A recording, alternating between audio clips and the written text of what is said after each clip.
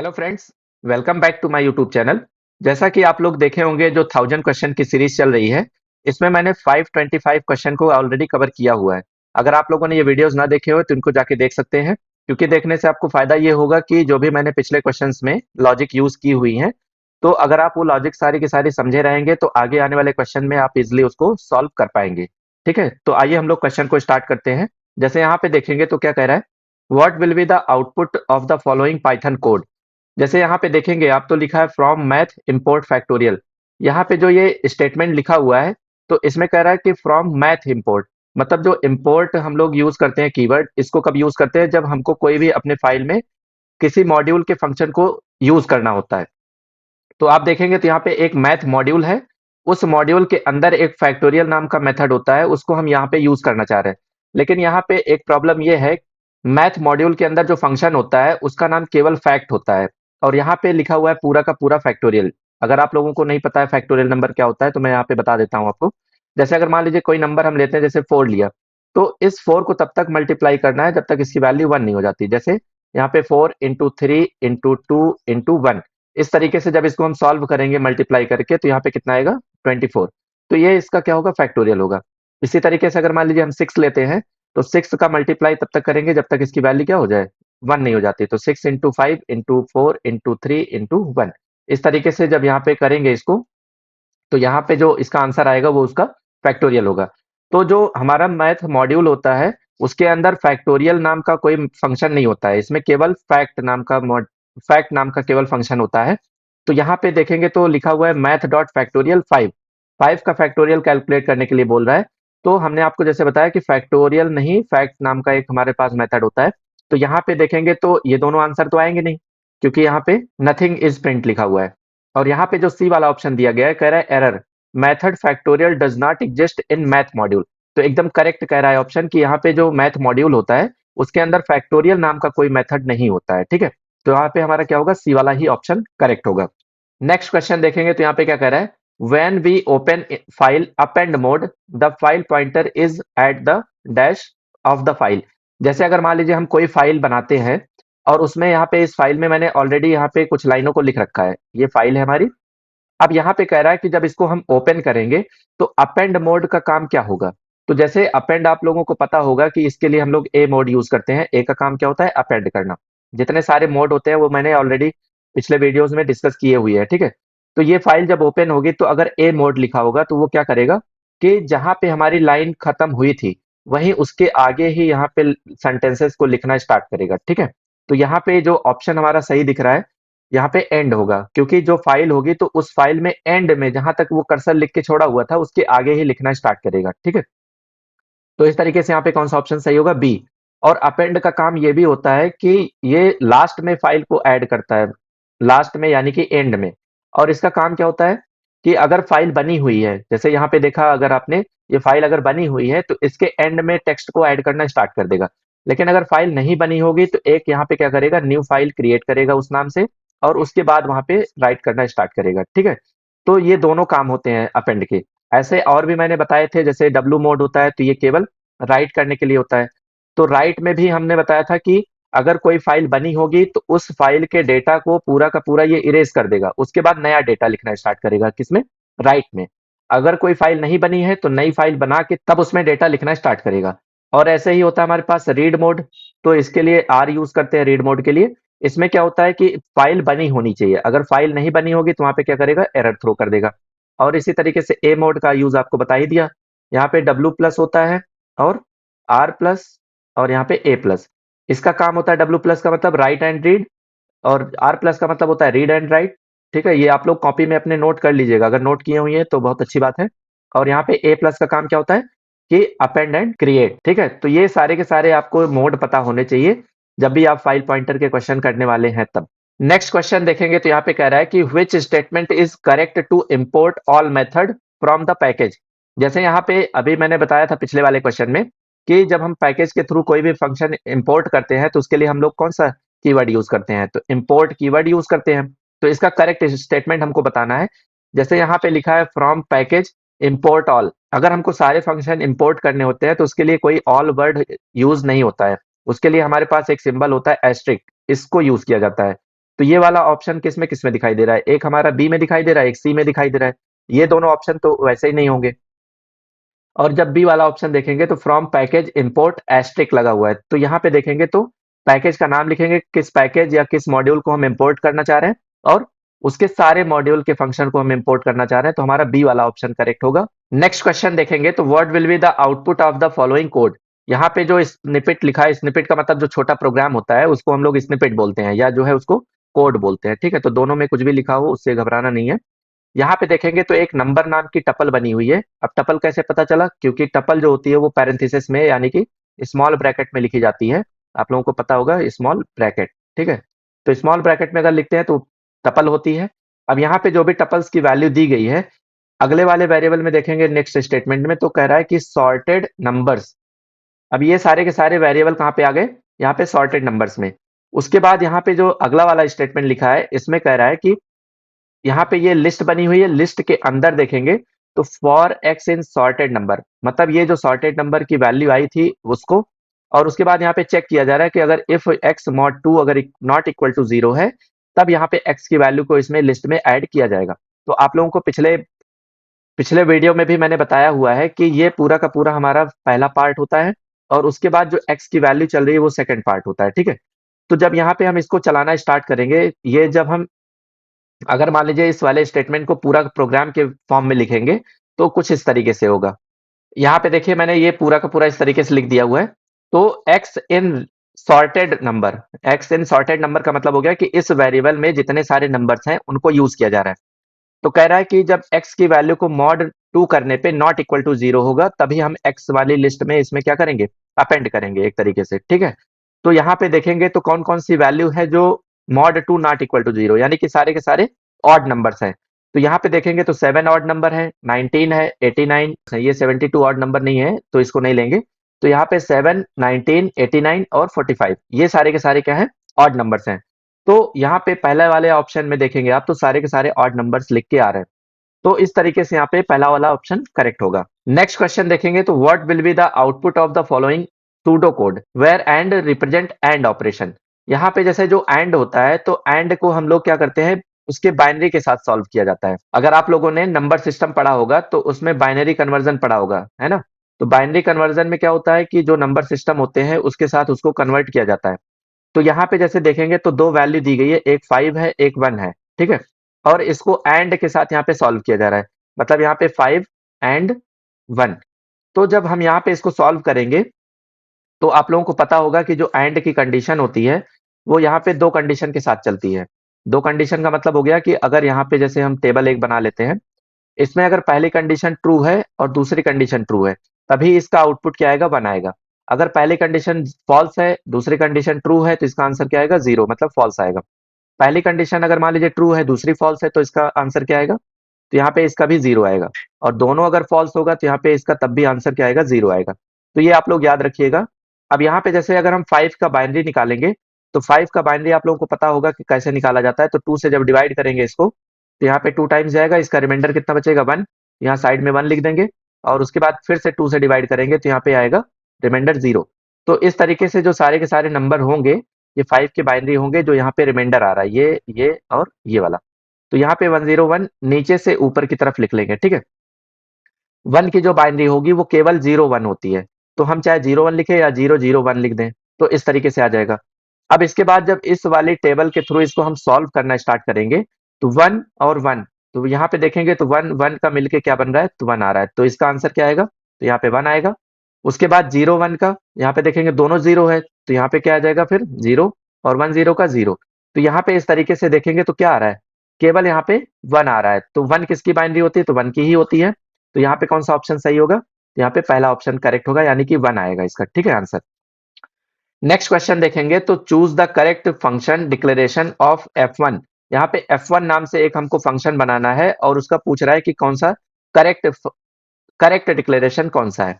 तो यहाँ पे we can execute the following two function call successfully. तो यहाँ पे देखिए जैसे जो दोनों के दोनों यहाँ पे जो फंक्शन कॉल हो रहे हैं, तो इसमें देखेंगे तो एक पैरामीटर में यहाँ पे 25, 75 और 55, और उसके बाद यहाँ पे देखेंगे दूसरे में तो यहाँ पे 10 और 20। तो जब इस तरीके से हमारे पास कोई फंक्शन हमको बनाना होता है, इसका डिक्लेरेशन करना होता है, तो उसके लिए हम लोग यहाँ पे एस्ट्रिक कीवर्ड का यूज करते हैं। अब ये एस्ट्रिक का मतलब अभी जैसे मैंने ऊपर वाले क्वेश्चन में बताया था कि स्टार का मतलब क्या होता है, ऑल। तो चाहे वो 2 पैरामीटर आए, चाहे 3 पैरामीटर आए या 4 पैरामीटर आए, वो सारे के सारे पैरामीटर को एक्सेप्ट कर सकता है। तो यहाँ पे जो पहला वाला ऑप्शन है हमारा वो करेक्ट होगा। जैसे यहाँ पे देखेंगे तो ये मेरा यूट्यूब चैनल है, तो इस यूट्यूब चैनल पे मैंने आपको 1000 क्वेश्चन की जो प्लेलिस्ट बताई हुई है, तो उसके माध्यम से देखेंगे तो यहाँ पे 13 वीडियोस मैंने अपलोड करके रखे हुए हैं। अगर आप एक सीक्वेंस में सारे के सारे वीडियोस यहाँ पे देखते जाएंगे तो आपको काफी ज्यादा बेनिफिट होने वाला है। मेरे चैनल पे जाइए और वहाँ पे पाइथन की प्लेलिस्ट आप जब डालेंगे तो इस तरीके से वहाँ पे 14 वीडियोस आपको अपलोडेड मिल जाएंगे। तो यहाँ पे आप एक सीक्वेंस में देखते हुए आप अपनी प्रिपरेशन कर सकते हैं। नेक्स्ट क्वेश्चन देखेंगे तो which translator is used to convert assembly language into machine language. यहाँ पे ट्रांसलेटर आप लोगों को पता होगा कि 3 टाइप के हमारे पास ट्रांसलेटर होते हैं। तो जो ट्रांसलेटर होता है ये एक तरीके से जो मशीन लैंग्वेज होती है 0-1 के फॉर्म में, उसमें कन्वर्ट करने के लिए यूज किया जाता है। तो यहाँ पे जैसे कंपाइलर होता है, ये भी एक हमारा ट्रांसलेटर है। इसी तरीके से इंटरप्रेटर होता है, इंटरप्रेटर, और एक होता है हमारे पास यहाँ पे असेंबलर। तो ये 3 टाइप के हमारे पास क्या होते हैं, ट्रांसलेटर होते हैं। तो जैसे जो कंपाइलर होता है ये हाई लेवल लैंग्वेज को मशीन लेवल लैंग्वेज में कन्वर्ट करता है, मशीन लेवल लैंग्वेज में। और जो इंटरप्रेटर होता है वो किस में कन्वर्ट करता है, तो यहाँ पे जो हाई लेवल लैंग्वेज होती है उससे मशीन कोड में कन्वर्ट करता है, ठीक है, मशीन कोड में, ठीक। और असेंबलर का काम क्या होता है, इसकी खुद की लैंग्वेज होती है, उसको हम लोग बोलते हैं असेंबली लैंग्वेज। जो इसकी असेंबली लैंग्वेज होती है उससे ये कन्वर्ट करता है मशीन लेवल लैंग्वेज में, ठीक है। तो ये तीनों ट्रांसलेटर होते हैं, इनमें से क्वेश्चन आपके बार बार पूछे गए हैं, तो आप लोग इनको याद रखिएगा। तो जैसे यहाँ पे कह रहा है कि convert assembly language to machine level language, तो ये किस में हो रहा है, तो असेंबलर में। तो असेंबलर में यहाँ पे कहाँ पे दिया है, सी वाले ऑप्शन में दिया गया, तो असेंबलर यहाँ पे करेक्ट होगा। ये भी पूछा जाता है कि जैसे कंपाइलर जो होता है ये पूरे के पूरे प्रोग्राम को एक ही बार में कंपाइल कर देता है। जैसे यहाँ पे अगर मान लीजिए कोई प्रोग्राम लिखा हुआ है तो इस पूरे प्रोग्राम को एक ही बार में ये कंपाइल कर देगा, कौन, कंपाइलर। और जो इंटरप्रेटर होता है वो लाइन बाय लाइन उसको ट्रांसलेट करता है। तो ये भी आप स्टेटमेंट अपने कॉपी में लिख लीजिएगा, क्योंकि यहाँ पे इनसे कई सारे क्वेश्चन बनते हैं। एक तो पूछ सकता है कि कौन से लैंग्वेज से कौन से लैंग्वेज में कन्वर्ट किया जाता है। दूसरा क्या बन सकता है कि यहाँ पे कंपाइलर पूरे प्रोग्राम को एक साथ कंपाइल करता है, interpreter line by line compile करता है, और असेंबलर की खुद की लैंग्वेज होती है ये क्या करता है, उसको मशीन लेवल लैंग्वेज में कन्वर्ट करता है, ठीक है। नेक्स्ट क्वेश्चन देखेंगे तो what will be the output of the following Python code. जैसे यहाँ पे एक्स में देखेंगे तो यहाँ पे कुछ वैल्यू लिखी हुई है, जैसे यहाँ पे ए बी सी और डी। तो जब यहाँ पे लूप चलना स्टार्ट हो रहा है तो फॉर आई इन एक्स, इसका मतलब हो गया कि एक्स में जो भी वैल्यू दी गई है उसमें एक एक एलिमेंट निकल के आएंगे। यानी कि x की वैल्यू सबसे पहले a आएगी, उसके बाद x की वैल्यू क्या आएगी, b, फिर c, इस तरीके से आती जाएगी। तो यहाँ पे कह रहा है कि i डॉट अपर, ये x की वैल्यू नहीं है, ये i की वैल्यू होगी, ये i की वैल्यू होगी, ठीक है। तो i की वैल्यू जो यहाँ पे एक एक करके आ रही है, तो इसमें कह रहा है कि हर एक i की वैल्यू को अपर केस में कन्वर्ट कर दो। जो यहाँ पे अपर होता है इसका काम क्या होता है, convert, converts upper case. Upper case का मतलब क्या होता है, अपर केस का मतलब होता है कैपिटल लेटर, कैपिटल लेटर, ठीक है। तो ये आप लोग याद रखिएगा कि अपर केस का मतलब क्या होता है, कैपिटल लेटर, और लोअर केस का मतलब होता है स्मॉल लेटर, लोअर केस, ठीक है। तो लोअर केस का मतलब हो गया स्मॉल लेटर और अपर केस का मतलब हो गया कैपिटल लेटर। तो यहाँ पे कह रहा है कि आई की वैल्यू को, जो ये आई की वैल्यू हर एक एक एक करके आती जाएगी, इसको क्या करना है, अपर में कन्वर्ट कर देना है। तो जब हम अपर में कन्वर्ट कर देंगे तो यहाँ पे देखेंगे तो कौन सी वैल्यू प्रिंट होके आएगी, तो यहाँ पे डी वाला ऑप्शन हमारा करेक्ट होगा, क्योंकि कैपिटल एबीसीडी किस में दिखाई दे रहा है, तो यहाँ पे डी वाले में दिखाई दे रहा है। नेक्स्ट क्वेश्चन देखेंगे तो यहाँ पे क्या कह रहा है, what will be the output of the following code. यहाँ पे जो कोड लिखा हुआ है इसका आउटपुट क्या आएगा। तो आइए हम लोग एक एक स्टेटमेंट को चलाते हैं। जैसे यहाँ पे देखेंगे आप तो फ्रॉम मैथ इंपोर्ट, यहाँ पे एस्ट्रिक लिखा है। तो अभी जैसे पिछले क्वेश्चन में आपको बताया एस्ट्रिक का मतलब होता है ऑल, मैथ मॉड्यूल के अंदर तो उन सारे फंक्शन को यहाँ पे यूज किया जा सकता है, ठीक है। तो यहाँ पे अगला वाला जब देखेंगे हम, यहाँ पे जो लिखा हुआ है तो ए की वैल्यू दी है 2.19, बी की वैल्यू है 3.999, इस तरीके से है, और यहाँ पे सी की वैल्यू माइनस में दी गई है, ठीक है। अब यहाँ पे देखते हैं प्रिंट स्टेटमेंट में क्या लिखा है। तो आप देखेंगे जैसे इंट ए लिखा हुआ है, तो ए का मतलब हुआ कि जो ए की वैल्यू है 2.19, इसको इंटीजर में कन्वर्ट कर दिया जाएगा। तो जब इसको इंटीजर में कन्वर्ट किया जाएगा तो इसकी इंटीजर जो वैल्यू होगी, जैसे यहाँ पे ये जो 2.19 लिखा है, ये हमारी कौन सी वैल्यू है, डेसिमल वैल्यू है। तो ये पॉइंट अगर हम हटा दें तो ये कौन सा नंबर निकल के आ जाएगा, तो यानी कि इंटीजर नंबर आ जाएगा। तो यहाँ पे केवल अगर हमको इंटीजर वैल्यू लेनी है तो यहाँ पे केवल 2 आएगा, ठीक है। उसके बाद फ्लोर में कन्वर्ट कर रहा है किसकी वैल्यू, बी की वैल्यू। तो बी की जो वैल्यू है वो डेसिमल में दी गई है, इसकी फ्लोर वैल्यू पूछ रहा है। तो दो हमारे पास फंक्शन होते हैं, जैसे एक होता है सील। तो सील में अगर हम मान लीजिए 4.59 इस तरीके से देते हैं वैल्यू, तो इसकी जो सील वैल्यू आएगी वो आएगी केवल 5।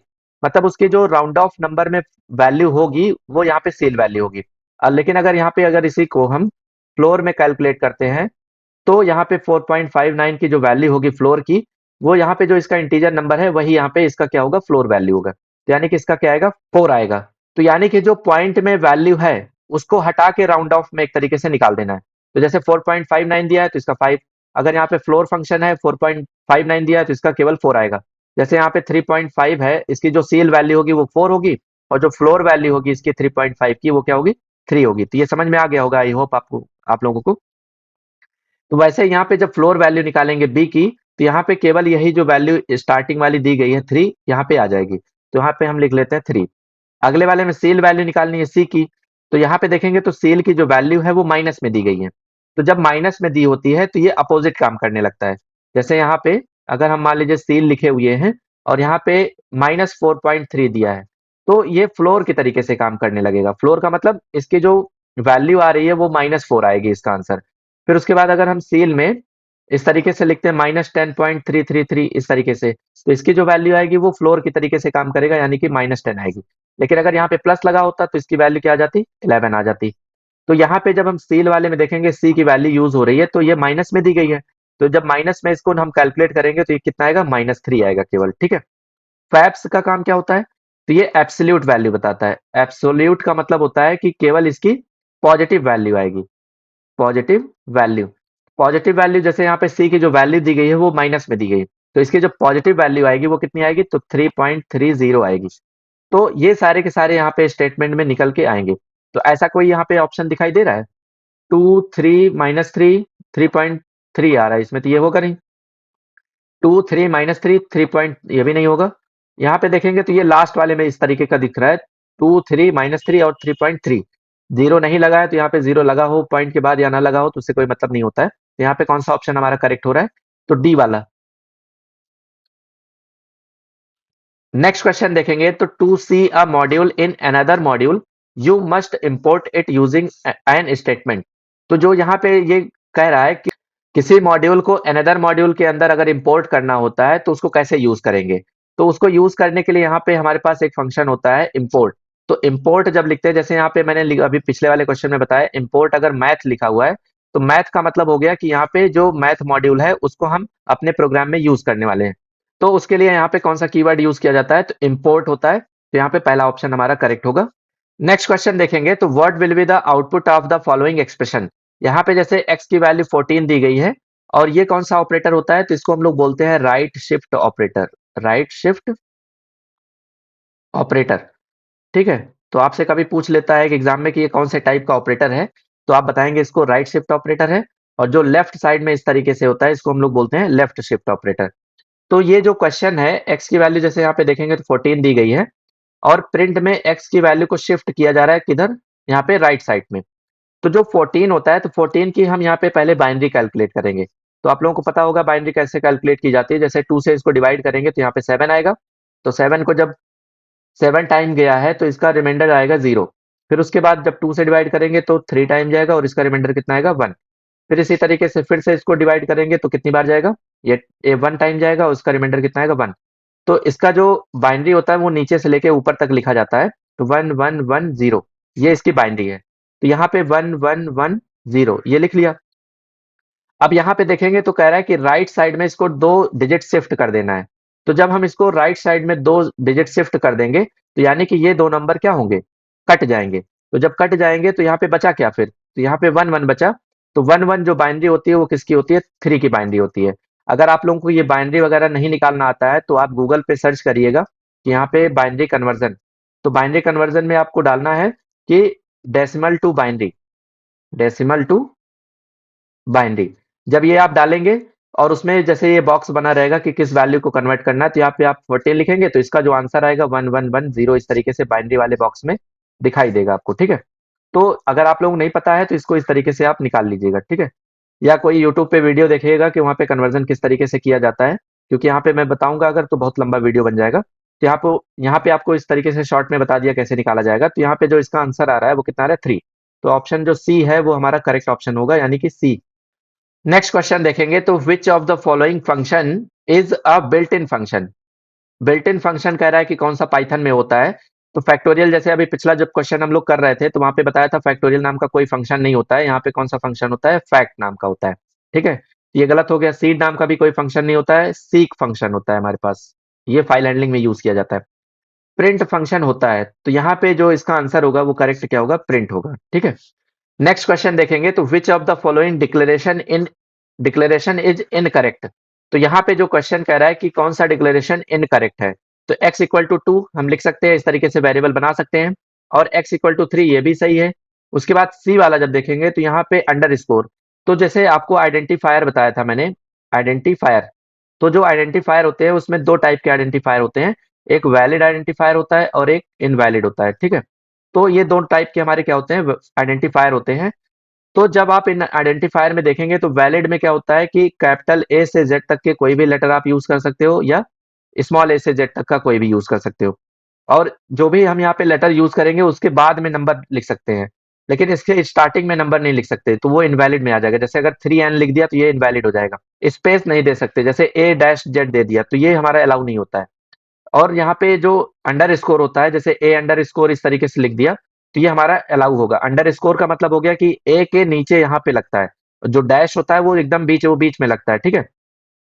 तो इस तरीके से कुछ वैलिड आइडेंटिफायर होते हैं। तो यहाँ पे कह रहा है इनकरेक्ट, तो इनकरेक्ट यहाँ पे तो कोई दिख नहीं रहा है, तो यहाँ पे नन ऑफ दीज हो जाएगा, मतलब चौथा वाला ऑप्शन करेक्ट होगा। लेकिन अगर यहीं पे जो एक्स वाई जेड वाला लिखा है, ये अगर इस तरीके से लिखा होता है एक्स वाई जेड डैश इस तरीके से, तब यहाँ पे ये क्या होता है, ऑप्शन इनकरेक्ट हो जाता है, यानी कि पहला ये फिर सी वाला ऑप्शन करेक्ट होता। अगर इस तरीके से लिखा होता तो, अगर स्पेस देके अंडर स्कोर लगा होता तो यहाँ पे सी वाला ऑप्शन करेक्ट होता। नेक्स्ट क्वेश्चन देखेंगे तो function return the current position of the file pointer. जैसे यहाँ पे दो हमारे पास फंक्शन होते हैं फाइल हैंडलिंग में। एक होता है टेल। तो टेल क्या करता है, ये करंट लोकेशन बताता है। करंट लोकेशन का मतलब कहाँ पे वो कर्सर है। जैसे अगर मान लीजिए कोई फाइल मैंने बनाया और उसमें लिखता जा रहा है, राइट करता जा रहा है, तो कर्सर अगर मान लीजिए यहाँ पे पहुंचा है तो इसकी पोजीशन अगर हमको जाननी होगी तो किस फंक्शन से जानेंगे, तो टेल फंक्शन से हमको पता करना पड़ेगा। और जो सीक फंक्शन होता है, सीक, ये क्या करता है, इस कर्सर की पोजीशन को चेंज करता है। जैसे इस कर्सर की पोजीशन अगर मान लीजिए हमको स्टार्टिंग में करनी है तो यहाँ पे सीक फंक्शन यूज करना पड़ेगा, या कहीं और अगर चेंज करना है तब भी हमको सीक फंक्शन ही यूज करना है। तो यहाँ पे आप लोगों को पता हो गया होगा आंसर इसका क्या होगा, तो टेल फंक्शन होगा, यानी कि सी ऑप्शन करेक्ट होगा। नेक्स्ट क्वेश्चन देखेंगे तो which of the following is not an advantage of using modules. जैसे यहाँ पे कह रहा है कि जो मॉड्यूल होता है तो उस मॉड्यूल का एडवांटेज क्या नहीं है। तो यहाँ पे देखते हैं हम लोग कौन कौन सा ऑप्शन दिया है। जैसे provide a means of reuse of a program code. Reuse मतलब अगर एक बार मैंने कोड कोई लिख दिया हुआ है तो उसको हम दोबारा ना लिख के फिर से यूज कर सकते, ये मॉड्यूल का एडवांटेज होता है। अगला क्या कह रहा है, provide a means dividing up task, यानी कि एक से ज्यादा हम टास्क में उसको डिवाइड करके यूज कर सकते हैं, तो ये भी सही है। यहाँ पे अगला ऑप्शन देखेंगे सी वाला, तो provide a means of reducing the size of the program. ये कह रहा है कि जो प्रोग्राम होता है उसकी साइज को रिड्यूस करता है, तो ये ऐसा नहीं होता है, तो यहाँ पे यही वाला ऑप्शन हमारा इनकरेक्ट है। नेक्स्ट क्वेश्चन देखेंगे तो what is the data type of x. X का टाइप पूछ रहा है, तो आप लोगों को पता होगा कि np डॉट एरे जो फंक्शन होता है वो क्या करता है कि इसकी लिस्ट की वैल्यू को एरे में कन्वर्ट करता है। और यहाँ पे कह रहा है कि x equal to a dot to list. A dot to list का मतलब हो गया कि जो ए में वैल्यू दी गई है उसको लिस्ट में कन्वर्ट करना है। तो यहाँ पे देखेंगे तो डी वाला ऑप्शन दिखाई दे रहा है, यानी कि फोर्थ वाला ऑप्शन हमारा करेक्ट होगा, लिस्ट वाला। नेक्स्ट क्वेश्चन देखेंगे तो यहाँ पे कह रहा है in which software development phase quality of software is documented. तो यहाँ पे जो ये कह रहा है कि यहाँ पे कह रहा है कि सॉफ्टवेयर डेवलपमेंट में जो क्वालिटी होती है वो किस फेज में चेक की जाती है।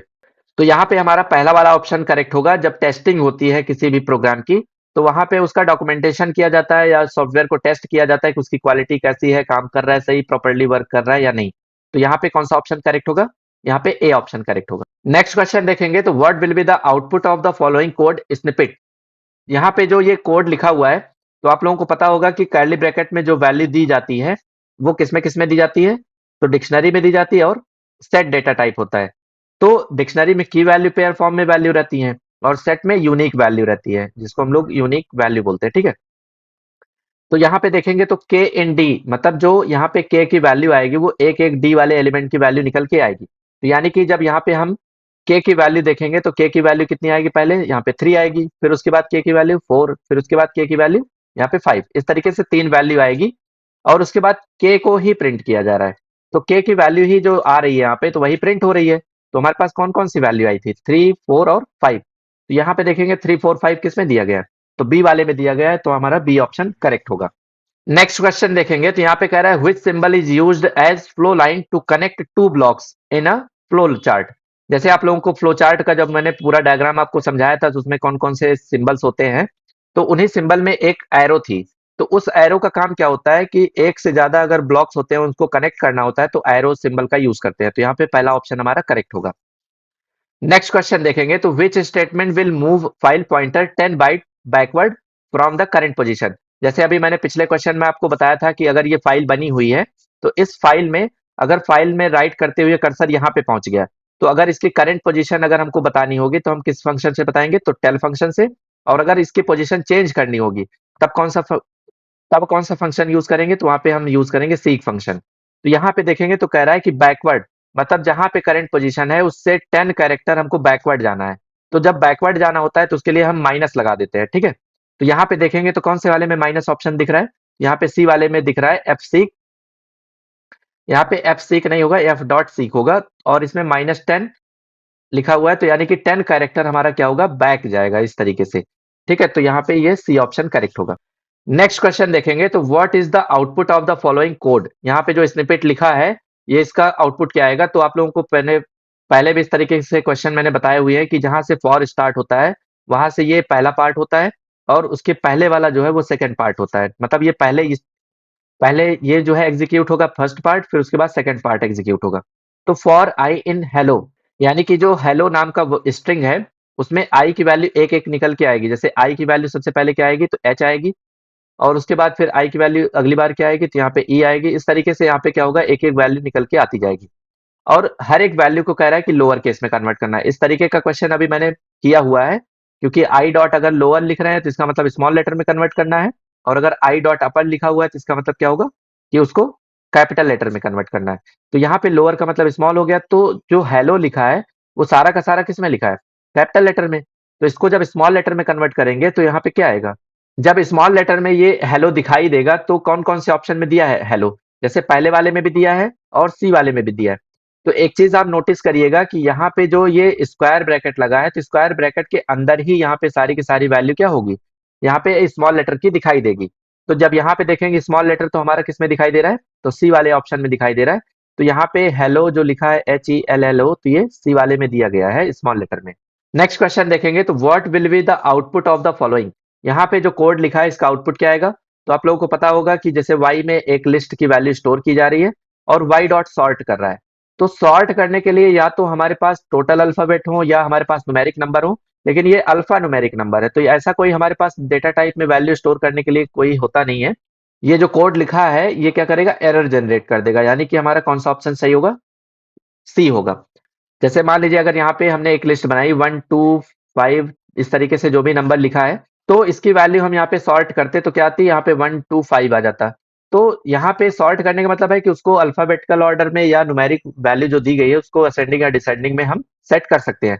लेकिन यहाँ पे जब 5J है तो 5J कोई वैल्यू थोड़ी ना होती है, ये इनकरेक्ट टाइप की वैल्यू है, तो यहाँ पे हमारा एरर आएगा। नेक्स्ट क्वेश्चन देखेंगे तो यहाँ पे कह रहा है what is the output of the following code. यहाँ पे जैसे देखेंगे तो ये numpy मॉड्यूल का क्वेश्चन है। ए में जो वैल्यू दी गई है वो एक लिस्ट की वैल्यू है, उसको एरे में कन्वर्ट किया जा रहा है, तो हम इधर लिख लेते हैं। जैसे यहाँ पे 1 2 3 5 और 8 ये ए की वैल्यू है। इसी तरीके से अगर बी की वैल्यू देखेंगे तो 0 3 4 2 1 ये बी की वैल्यू है। तो इसके नेक्स्ट वाले स्टेटमेंट में देखेंगे तो इन दोनों की वैल्यू को क्या किया जा रहा है, ऐड किया जा रहा है। तो जब सी में निकल के आएंगे इन दोनों की वैल्यू ऐसे ऐड करेंगे, अगर इस तरीके से ऐड किया जाएगा तो क्या क्या निकल के आएगा, इसका 1 हो जाएगा, और 3 + 2 5, 4 + 3 7, और इसका 7 आ जाएगा और इसका 8 आ जाएगा।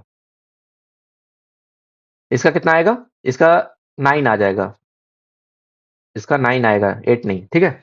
तो इस तरीके से हो गया। अब सी को ए से क्या कह रहा है कि मल्टीप्लाई कर दो। यहाँ पे देखो अगले वाले स्टेटमेंट में क्या लिखा है कि जो सी की वैल्यू आई है उसको हमको मल्टीप्लाई करना है किससे, ए वाले से। तो जैसे जैसे अभी ऐड किए थे वैसे वैसे यहाँ पे मल्टीप्लाई कर देंगे, तो इसकी वैल्यू और इसकी वैल्यू जो मल्टीप्लाई होगी तो कितनी आएगी 1। फिर 5 और 3 का 2 का मल्टीप्लाई होगा तो कितना आएगा, यहाँ पे 10 आएगा। 7 और 3 का मल्टीप्लाई होगा तो कितना आएगा 21। 7 और 5 का मल्टीप्लाई होगा तो कितना आएगा 35। तो इस तरीके से मान लीजिए हमारे पास एक लिस्ट बन के आएगी और इसको भी मल्टीप्लाई कर लेते हैं। 9 और इंटू 8 कर देंगे तो कितना आ जाएगा 72।